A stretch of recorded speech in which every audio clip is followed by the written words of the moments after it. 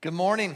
Welcome to Westbridge Church. My name's Jeremiah. I'm one of the pastors here. It is so great to have you with us. Hello to everybody joining us online. Those of you in a parent viewing room, in our cafe area, love having everybody here. And if you are, it was fun to see like some of you had cheering sections, like little fan clubs for the child dedications. That was fun. And then if this is your first time, if you are just checking it out, some of you are here because you're supporting a family member. Some of you are here because you're exploring faith, and that's awesome. We're so glad that you're here for that. We are in the fourth part of a series, and it's the fourth and final chapter or episode of this series, if you will. So if you feel like, man, I feel like I'm coming in at the end of the movie, that's okay. We're going to wrap this up. All of the previous weeks are online. You can go and check those out as well. But we've never done this before as a church. 4 weeks in a row on just the same topic, just over and over again on a really fun topic, money. Isn't that great? You're like, I'm so glad I'm here.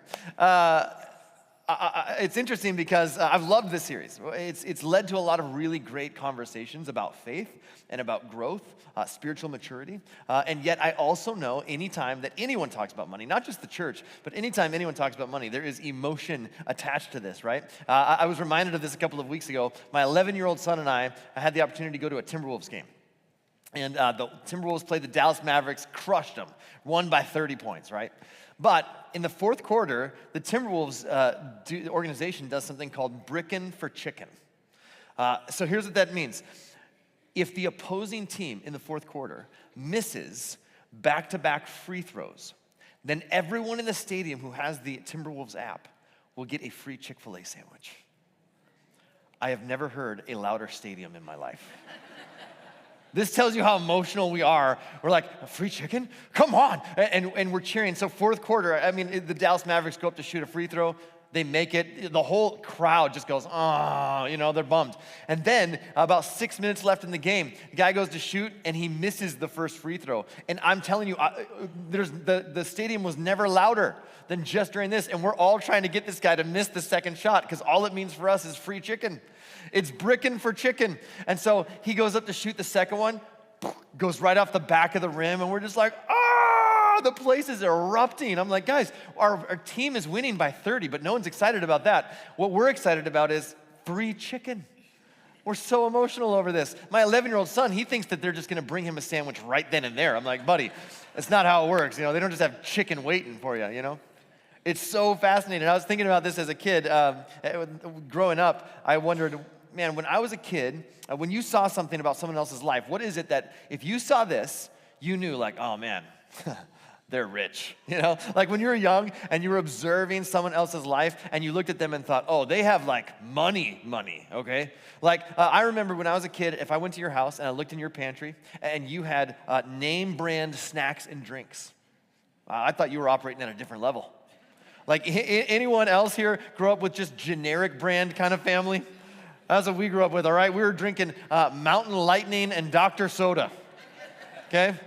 So if you were drinking Mountain Dew and Dr. Pepper, I was like, whoa, these guys are built different, If you went out to dinner with our family, we had 4 kids, two boys, 2 girls. The boys would split, the girls would split. We'd have water with the drinks, and that's just how I grew up. How many of you grew up in a family where you got to go out to eat, you got your own meal and a drink with dinner? Anybody? Yeah, all right, well, I want you to know, we can tell, okay? There's just a bougie vibe that you give off, all right? Now, as we wrap up this series, this has been one of my favorite series that we've done. It's also been one of the most important series in the life of our church. Honestly, because of our obedience in this area matters for God's church to continue to move forward. And it also matters for your own spiritual growth, for your faith to continue to grow. So as we wrap up this series, and I just want to put this out there, if you're brand new, if you're here supporting somebody and you're like, I hate when the church talks about this, man, that's okay.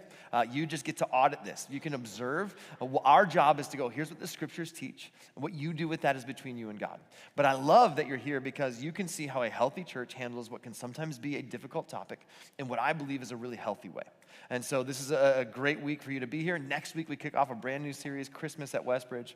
But here's what I want us to kind of walk through today. This is why all of this matters. Number one, it's not bad to be rich. And we should just know, living in the United States of America, we are rich. And it's not bad to be rich, okay? There's nowhere in the scriptures that says it's bad to be rich. Here's the problem. So many are just bad at being rich. It's not bad to be rich, it's just that so many people are bad at it. And the fact that you live in the United States of America in the time that you do means you're rich. Even if you split meals and only drink water, you're still rich. If you ride in a car, you're rich. If you have clothes other than the ones you're wearing, you're rich compared to the rest of the world. If you will eat more than once today, that means you're rich. If you turn on the water faucet and clean water comes out, that means you're rich. You are rich, and it's difficult for people to follow Jesus when they're rich. Not because it's bad to be rich. It's just that so many people are bad at being rich. Oh, so last week we celebrated Thanksgiving, right? And then the most amazing thing happened, just like it does every single year. It's this incredible, fascinating moment in the American culture called Black Friday. It happens every year. And what makes it so amazing is that in one single day, as a nation, we shift from thankful for to I want more in 24 hours. Right? In 24 hours, we pivot from grateful to cartful. It's amazing, right? And we spend one day being grateful. And what's amazing now is Black Friday starts in October. Every Black Friday sale comes out, a month ahead of time. Don't miss out. And now you got Cyber Monday. Don't miss out, And then we spend 1 month where we get our fill. One day being grateful, one month getting our fill. And it's not all totally our fault. Here's what happened. It started back in the day when you got a social media account. My first one was called MySpace. And if you still have a MySpace account, shout out to you. That's amazing. And then this thing came along called Facebook, and it was pretty fun. You could put flair on your wall and leave little messages for friends, if you remember those days of Facebook. And then Facebook went, whoa, we can monetize this. And pretty soon, you started getting ads for all kinds of products that are gonna make my life better. And I didn't even know how Meta knew so much about my life and how they could make my life better, but it's amazing. I don't have the newest glasses. I need to get the newest glasses. Meta pointed that out to me. I don't have the right hunting equipment. I don't even hunt, but when I see some of these ads, I wanna start hunting. I'll tell you that. I need more pottery for my barn. I don't even have a barn, but I wanna build a barn so I can put more pottery in my barn, We are constantly dissatisfied with what we have because we live in a culture that constantly reminds us of all that there is to get. And if we're not careful, we can head into the holidays in just a few weeks and it becomes a season of discontentment. And even though we have food and clothes and shelter and smarter than ever phones and flatter than ever TVs, here's what's amazing. This is the season coming up where we are reminded that all of that can be upgraded.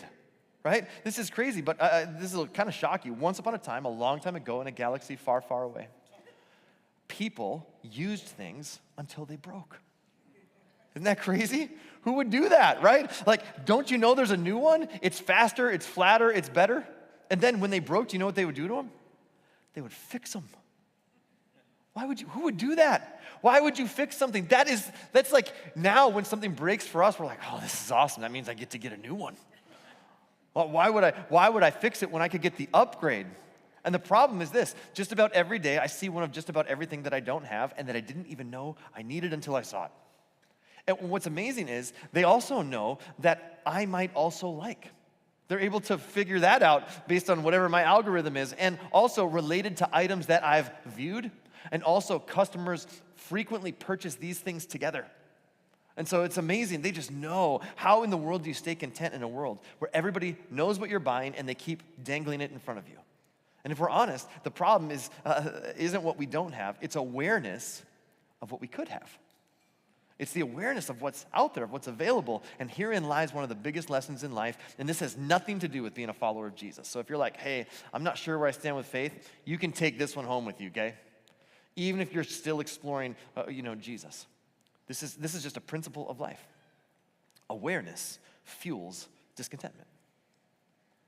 I'm only discontent because I've become aware of all that there is. Otherwise, I wouldn't be as discontent.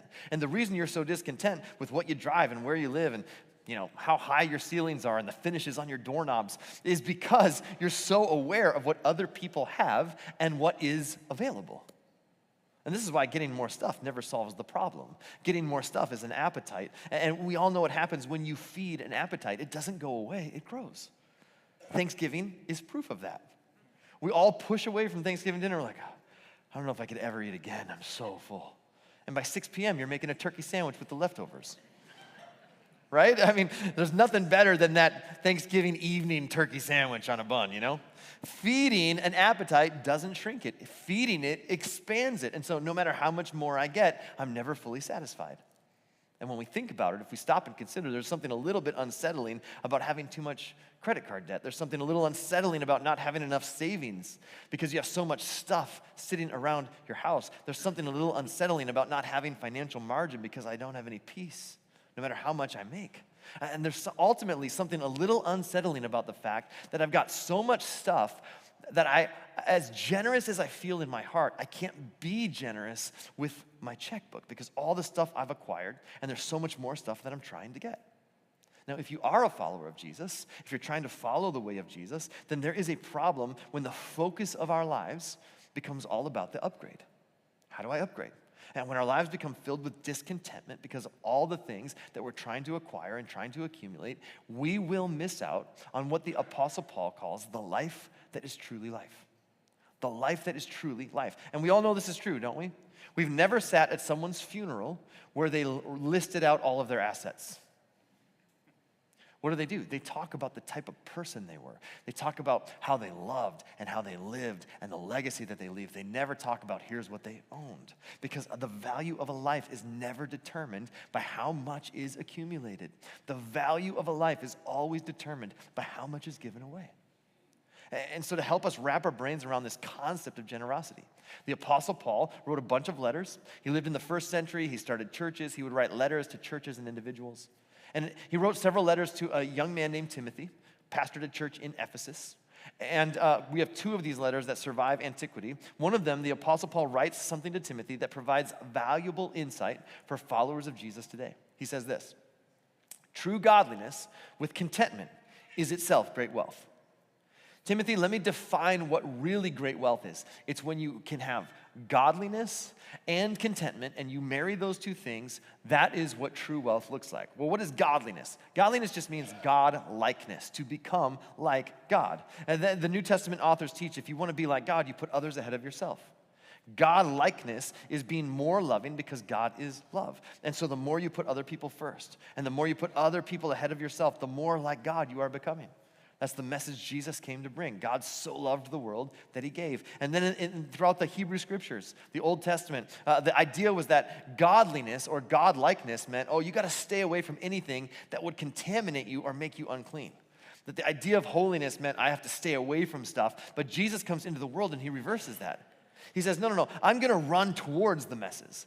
I'm going to run towards untouchable people and touch them. And rather than me being contaminated with their disease, they are going to experience my healing. And so Jesus gives us this whole new concept of what it means to be godlike. It's not trying to stay away from something. It's moving in the direction and engaging with other people in a way that helps them. And Paul says, if you want to have great wealth, here's what it looks like. You put other people first, becoming more and more like God, and then you stop chasing all the things you think you need. And when somebody who can put other people first, love others ahead of themselves, and be content with what they have, that person is truly wealthy, Paul says. And then he continues, he says, after all, we brought nothing with us when we came into the world, and we can't take anything with us when we leave it. You didn't bring anything into the world with you. So it's a mistake to grow up and become an adult and think that somehow your net worth determines your self-worth. That somehow your value is based on what you acquire or you accumulate because you didn't bring any of it with you. And you are not taking any of it with you when you go. You came with nothing, and you're not leaving with anything. In fact, you're leaving behind everything, right? Which leads us to a disturbing question, maybe a sobering question. Other than your stuff, what will you leave behind? See, you will leave your stuff, but will you also leave a legacy? You will leave anything you acquire and accumulate, you're going to leave that behind. You're more valuable, though, than your stuff because you didn't bring any stuff with you when you came into the world, and you're going to leave all the stuff you accumulated behind anyways. So, other than your stuff, what else will you leave behind? Will the world have gained anything because of your existence? Will the community have gained anything because you were here? Or are you just going to leave your stuff? And then Paul continues. He says, so if we have enough food and clothing, let us be content. He says this is really what true wealth is. If I can live my life putting others first and learn to be content, I have enough food and clothing, that's true wealth. And then he continues and he says there's danger to not living this way.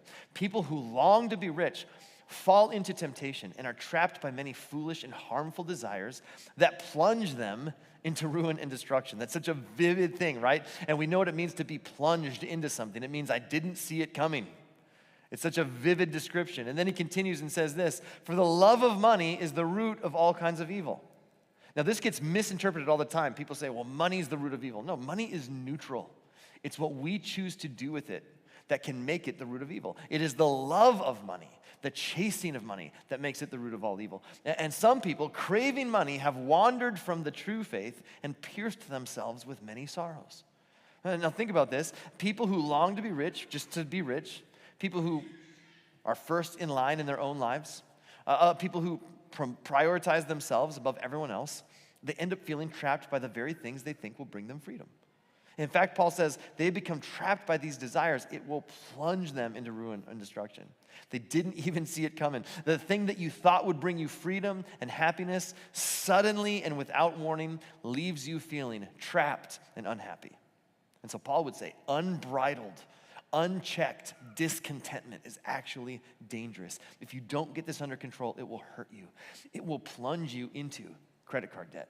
It will plunge you into a lease you have no business signing. It will plunge you into no savings. It will plunge you into living with no margin. It will rob you of peace. It will plunge you into living a life where all you leave behind is your stuff, but you never leave behind a legacy. And some people, he says, have allowed their stuff to cause them to walk away from God, to change how they view the relationship with God. And so Paul says to Timothy, and we get the benefit of witnessing and learning from this exchange, just how dangerous unchecked and unbridled discontentment can become. And he learns this from Jesus, because at one point, Jesus actually tells a story along these same lines. He says, beware, guard against every kind of greed. Life is not measured by how much you own. That's a hard message for us as Americans, right? It's a hard message for me. If only we understood that better, because we spend money that we don't have on things that we don't need to impress people we don't like. Think about that. That's crazy. And so Jesus says, listen, beware of every kind of greed. Greed is subtle. It sneaks in. None of us are greedy, but all of us know greedy people. Isn't that fascinating? But none of us are greedy. But every one of us can think of somebody who really needs this message on greed. And so Jesus says, beware. Beware of every kind of greed. Then he told them a story. A rich man had a fertile farm that produced fine crops, and he said to himself, what should I do? I don't have room for all my crops. And then he said, I know, I'll tear down my barns and build bigger ones. Then I'll have room enough to store all my wheat and other goods. And I'll sit back and I'll say to myself, my friend, you have enough stored away for years to come. Now take it easy. Eat, drink, and be merry. But God said to him, you fool, you will die this very night, and then who will get everything you worked for? Answer, somebody else. He says, yes, a person is a fool to store up earthly wealth, but not have a rich relationship with God. Now think about this. Life is not measured by how much you own. He says this is such a sad story, isn't it? Think about this. A rich man owned so much stuff, his bin was so full that it caused him anxiety. Isn't that sad? What a sad story. My bank is so full. I got the notice that you never want to get. We are no longer able to federally insure your money because you've reached the maximum amount that we can federally insure. You need to open another bank account. Oh, the anxiety. Can you imagine bringing this prayer request to your life group? Guys, it's just, I don't know what to do. Wells Fargo told me that's it. Now I got to open an account with US Bank. I'm in a whole different tax bracket. Please pray for me. And this is what's going on in this guy's life. So this isn't a story about a guy who is bad because he's rich. That's not the point. It's a story about a guy who's bad at being rich. That's the difference. It's about a story about God being grieved by greed. This is a story about someone feeling entitled instead of recognizing everything he had been entrusted to him. He was a pool and not a pipe. Everything came to him, but nothing flowed through him, right? And God doesn't want something from you. He wants something for you. This is so important. There is a couple of verses in the Psalms, and I love it because it's kind of God being somewhat snarky and sarcastic, which makes me feel better because I feel that I have been given the spiritual gift of sarcasm. And I feel like I need to use that as often as possible. And there's a section of verses in the Psalms, and this often gets misinterpreted. It's like, oh, God will provide for you. He owns the cattle on 1,000 hills. But that is actually a misinterpretation of that verse. The verse is actually God speaking in the Psalms, and he says this: if I was hungry, would I ask you for something to eat? I own the cattle on 1,000 hills. This is God's way of saying, like, when I ask you for something, do you think it's because I need it from you? Like, if I'm hungry, do I come to you for food? I own the cattle on 1,000 hills. Trust me, I don't need it from you. But then he says, but I want your heart. I want you to learn how to trust me. So when I ask for something, it's not because I need it from you. It's because I want something for you. He wants you to experience the abundance of living a life free from greed. He knows that when you trust him, you have a rich relationship with him. So there's a couple of questions. One is the right question, one is the wrong question when it comes to how we give and how we use the resources God's entrusted to us. Here's the wrong question. Do I have enough to give? Wrong question. Because what you're doing is, giving is a faith journey. And what you're doing is you're trying to answer a faith question with a numbers and money and strategy answer, right? And this is how many of us approach this. We think, I just don't have enough to be generous with. God, if you would give me more, then I could be generous. Statistics tell us that in the average American spends $1.18 for every dollar they make. Now, I am not good at math, but that feels like a problem, right? Like that does not feel like a long-term formula for success. And here's how a lot of us, we go, you're right, I'm overextended. And here's how a lot of us respond. God, I know I spend $1.18 for every dollar I make. So if you could help me make more than $1.18, like if you could get me to $1.20 or $1.30, that extra 12 cents, that's yours, baby. I'm going to bring that back to you. You just got to give me more, and then I'll be more generous.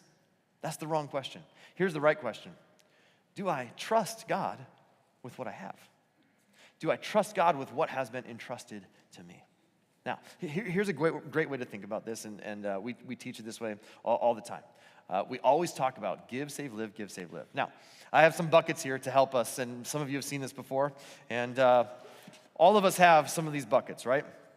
We've got the 911 bucket, we've got the debt bucket, we've got the future bucket, we've got the living bucket, all of these buckets that we have. So living is just like our future is like savings when we're going to save for something. And then living, that's just our day-to-day, right? Pay the bills, consumer spending, go out to eat, entertainment, whatever that is. Some of us have debt that we're trying to pay down. And then hopefully a 911 bucket when, the refrigerator goes out or the transmission goes out and you got to take care of something without dipping into your savings. Now, here's what I'd encourage you to do. Wisdom would say this, man, I'm gonna try to take my living bucket and I'm gonna try to lower that. I'm gonna try to do what I can to pay off my debt bucket. My goal would be to get rid of this, that whatever debt I have outside of my mortgage or my car payment, that if I have consumer debt that I'm paying high interest on, I can eliminate that as best as I can. The best way to do that is to lower your living bucket. Then you've got these buckets, right? You've got maybe $1,000 in a 911 account that's just like, man, when the car breaks down, when the refrigerator goes out or whatever, I don't have to dip into savings. And so then you've got that bucket. And then we've got this, get rid of that. Now we've got this, right? We've got our living bucket and our future bucket. And this is one last bucket that we have. We have the giving bucket. Now we kind of chuckle at that, but this is really important. For most of us, and this is why we always teach give, save, live, give, save, live, give, save, live. Here's how most of us live as Americans. This is kind of what we're taught to do. Live first. Even if I can get rid of debt and have a 911 fund, what most of us do is we use our living bucket first. So we're going, okay, I'm going to pay the mortgage, pay the bills. I'm going to do all that. I'm going to go out to eat. I'm going to pay for the kids' sports, whatever. And then if I have any left over after I've done everything I want to do, then I'll put some in savings. And then, man, if there is any left over after that, then I will give. And here's what's important, because we chuckle at the size of this, and this is really important. God is not asking you to make this the same size as these. He's not asking you to do that. All he's asking you to do is to just reverse the order. That's it. God's just saying, look, would you just give to me first? And then save, and then live on the rest. And the principle is, that we've talked about all through this series, week 4 of this series, 10%. 10% back to God, just the first 10% right off the top. And then wisdom would suggest that you put another 10% in here and that you live on 80. This is what we've taught our kids for years, 10, 10, 80, 10, 10, 80. Give, save, live. Here's what will happen if you will do this. When you give, you'll experience joy. There is joy that comes in giving. When you save, you know what you experience? Peace. There's peace that comes from knowing I'm living with margin. I'm not overextending myself to acquire things that I don't need. And then here's what you do. You go, okay, then whatever is left, that becomes my new budget to live my life on. And you know what you experience when you do that? Freedom. You get freedom. Because you're not bound going, I wish I could be more. I'm generous in my heart, but I can't be generous because I've overextended myself. This is the principle we always teach. It comes right from the scriptures. We've been 4 weeks in a row. Give 10% off the top. Wisdom suggests this is obedience, this is wisdom, and then this is freedom. This is what God wants for you. So here's from Proverbs, where Solomon writes this. He says, honor God with everything you own. Give him the first and the best. Give him the first and the best. So give, save, live, give, save, live, give, save, live. We've talked about this so many times, and every time we talk about this, wisdom and generosity, we come back to this principle. Now here's 2 things that will happen if you'll live this way. Number 1, your faith in God grows. I mean, this is so important. We don't give to God so that he'll bless our lives. We give to God as a return because he has already blessed our lives. And so this is not like, man, I'm going to give to God because then I get stock in the church, right? That we don't have shareholders, okay? The Bible doesn't promise if you give, you're going to get rich. God's not running a Ponzi scheme, okay? I'm not going to say if you love Jesus and you give back to the church, you're going to have some sweet rims on your ride. There's no promises there. In fact, there are a lot of people who give faithfully through the years and sometimes live tight financially. The promise is this, that God will always provide for your needs. And you will feel more alive and you'll experience greater faith than you ever have before because you're not carrying the weight of provision on your own shoulders. Jesus knows where our treasure is, our hearts will follow, and he wants our hearts to trust him. So in his Sermon on the Mount in Matthew 6, he says this, seek the kingdom of God above all else and live righteously. That means live rightly, put God's ways ahead of your own, and he will give you everything you need. He'll provide for you. He'll give you everything that you need. Not necessarily everything you want, but everything you need. And unfortunately, some of us are desperate to experience the provision of God, but we haven't proven faithful or been generous with this temporary currency of money. And ironically, we want God to get involved in our finances. We pray for God to get involved in our finances when we're in need, but we are not as eager to be obedient and follow God's ways of handling our finances when we have plenty. And if you want your faith in God to grow, if you want to continue to move towards spiritual maturity, where you go, man, I just trust that God will work things out for me. Very few things will do that, like consistent and obedient giving, because, again, it's not about more. It's about how you manage what God has entrusted. This is so important for us. And I said this over and over through this series. This isn't because we need anything from you. We want this for you. We want you to experience the faith and the spiritual maturity that comes when you live this way, and the joy and the peace and the freedom that come when you live this way. So number 1, your faith in God grows. And secondly, God's mission is accomplished. That collectively, we can do so much more collectively than any single one of us can do individually. And just like with serving, God always works through people. And when we take the first 10% of what God has entrusted to us and we return it back to God through our local church, God uses the collective efforts of every single one of us to do incredible things locally and around the world. When the Apostle Paul writes to the church in Corinth after they've received an offering for the church in Jerusalem, he says this, so 2 good things will result from this ministry of giving. The needs of God's people will be met, and they will joyfully express their thanks to God. Now, I'm not downplaying any of the gifts that we receive, no matter the size. Collectively, God uses everything that is given to Westbridge, and look what God has been able to accomplish through Westbridge with the resources that have been given over the last 19 years. At the same time, I want to inspire even more of us to think about what we could accomplish together if more of us decided to be obedient in this particular area of our lives. Now, if you're thinking, I hate talks like this, I get it, I'm with you. It's this tension that you feel, it might be where God wants to do a work in your life. I am asking you to trust that God will provide for you when you make his kingdom your primary concern. And here's what I can tell you. The local church, you go, well, you say that because you're a pastor. No, I'm telling you, this is why I became a pastor, because I believe this so strongly, that the local church is the hope of the world. The local church challenges us to live beyond the letter of the law. The local church inspires us to exercise generosity for the benefit of other people. The church instructs us to do the one thing that would make the difference, and it would change everything if everybody did it: to love your neighbor as yourself. In fact, the church stewards the message that takes the bar even higher: to love others as Jesus has loved us. So whether you like it or not, whether you've ever thought about it or not, whether you even want the responsibility of it or not, the reality is this: you and I are the stewards of the church in our generation. One day, all of us will be gone, and we will hand this off to our kids and to our grandkids. We will hand this off to the kids that were dedicated on the stage today. The truth is, that's what's at stake. My kids and your kids. It's the next generation that's at stake. So what will we do with what God has entrusted? You're going to leave all of your stuff behind. That's guaranteed. The question is, will you also leave a legacy? And because I want to inspire you to give 10% back to God through your local church, here's what I want you to know. I'm not asking you to do something that we don't practice as a church. We take 10% of everything that comes in and give it away to global partners, and that's why we're able to do so many things around the world and right here in our community. And secondly, I want you to know our family does this. I'm never going to ask you to do something that we're not going to lead the way in. We have lived this way for over 20 years, and man, I'm telling you how my faith has grown as a result. So most followers of Jesus in the American context are content to consume, to kind of, show up and get what you can out of the church and take what you can from it when you need it.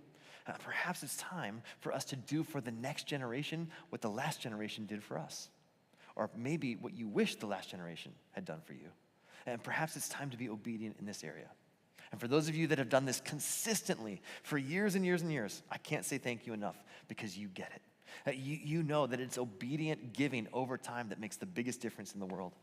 And to those of you who maybe you're content to kind of show up when it's convenient and kind of get what you can and take from it and move on, I just want you to know you owe it to yourself and you owe it to your kids to join us to ensure that our church, that your church, continues to make an impact. And here's what I can promise you. This is not a drive-by guilting, okay? I just want to make you aware. Here's what I can promise you. If you walk out the door today and you only decide to show up when it's most convenient for you, we will still be here for you. You could walk through the door once a year, once a decade. It doesn't matter if you have a broken relationship. It doesn't matter if you have a broken marriage, a broken relationship with a kid. It doesn't matter where you're at in life. We will be here for you, no questions asked. Because we want to be the hands and feet of Jesus in our community. That means for you.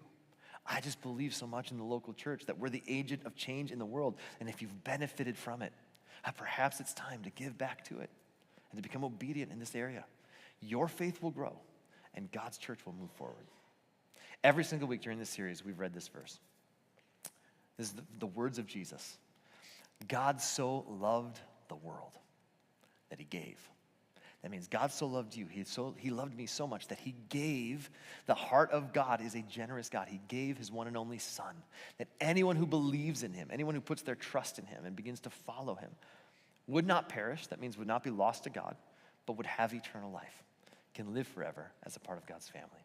So if you've never said yes to that, you need to know that's what you're invited into. And if you've never said yes to that, I want to invite you to say yes to that right now by just agreeing with this simple prayer. God, please forgive my sins. Forgive me for the times I've walked away from you. I'm so grateful that you never walk away from me. God, you continue to pursue me with your love and your grace. And so I want to say yes to your invitation. Make me your son. Make me your daughter. Help me to put my trust in you and to follow you as best as I know how from this moment on. In Jesus' name, amen.